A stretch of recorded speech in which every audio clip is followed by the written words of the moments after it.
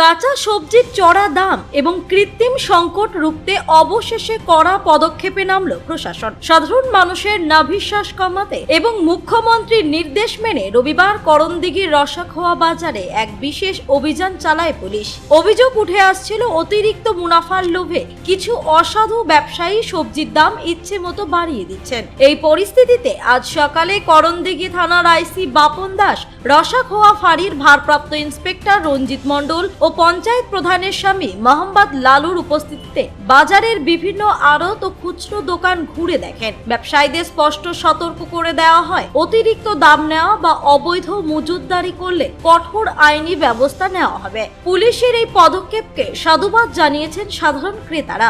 তাদের আশার নিয়মিত নজরদারি চললে অসাধু ব্যবসায়ীদের দৌরাত্ম্য কমবে। এক সবজি বিক্রেতা জানান, প্রশাসন তাদের ন্যায্য দামে পণ্য বিক্রির নির্দেশ দিয়েছে এবং তারা তা মেনে চলার চেষ্টা করছেন। করণদিঘি থানার তরফে জানানো হয়েছে, আশেপাশের অন্য বাজারগুলিতেও এই নজরদারি জারি থাকবে।